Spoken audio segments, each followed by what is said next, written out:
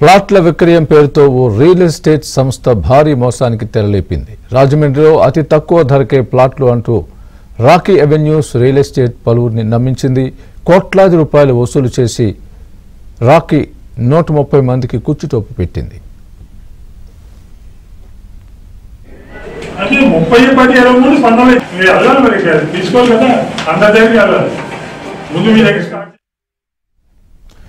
3 నెలల్లోనే ప్లాట్లు అంటూ 16 కోట్ల రూపాయలు వసూలు చేసిన రాకీ సంస్థ బోర్డు తిప్పేసింది.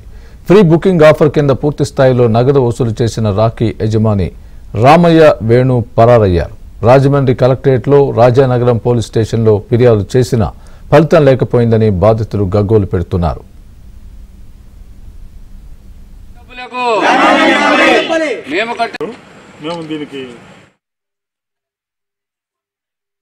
మొత్తం ₹1 కోటి వాళ్ళకి ఇచ్చి రిజిస్టర్ చేయించుకుంటే ఈ రోజుకి ఒక ఇటుకు కూడా వేయకుండా, మాకు మనిషి కూడా కనిపించకుండా వాళ్ళ చేత కడతారని అని చెప్పిస్తున్నారు తప్ప ఆయన మాత్రం కనిపించట్లేదు. ఆయనే కాదు, ఆయన కూతురు అల్లుడు కూడా ఒకసారి ప్రామిస్ చేశారు, వాళ్ళు కూడా కనిపించడం మానేశారు. వాళ్ళు ఎక్కడెక్కడో హైదరాబాద్లో ఎక్కడో వేరే వ్యాపారాలు చేసుకుంటున్నారని తెలిసింది.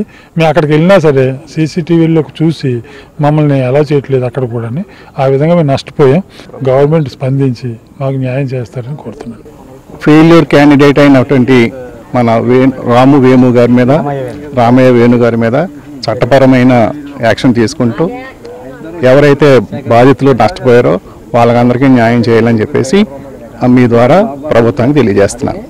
సరే, ఇలా కాలయాపన అయిపోయింది. మేము 2018లో చేయించాము. అగ్రిమెంట్ రిజిస్ట్రేషన్ అయింది. రారా టైం అయిపోయింది. వాళ్ళ 1 year ఎక్స్టెన్షన్ కూడా అయిపోయింది.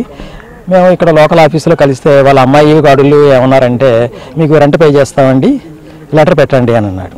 సరే అయితే లెటర్ పెడతాం. మీరు ఏంటంటే మెయిల్ ఐడి ఇచ్చారు, ఫోన్ నెంబర్ ఇచ్చారు. మీరు హైదరాబాద్ ఆఫీస్ పెట్టండి, మేము వెళ్ళి మాట్లాడతాం, మేము నెక్స్ట్ వీక్ వెళ్తున్నాను అని చెప్పిస్తున్నాను. అది తీరా ఏంటంటే అది mail ID fake, phone number fake అండి. రిప్లై రాలేదు మాకు. తర్వాత అక్కడ లోకల్ ఆఫీసులో కూడా ఎంక్వైరీ చేసినా అది రిప్లై ఏం రాలేదని, మాకు సంబంధం లేదన్నారు. మేము ఇది ఇంకా కట్టడం అనేది అసాధ్యం. ఇప్పుడు అది మేము కట్టిన డబ్బులు ఇంట్రెస్ట్ తోటి మాకు ఇచ్చేస్తే సరిపోతుందండి.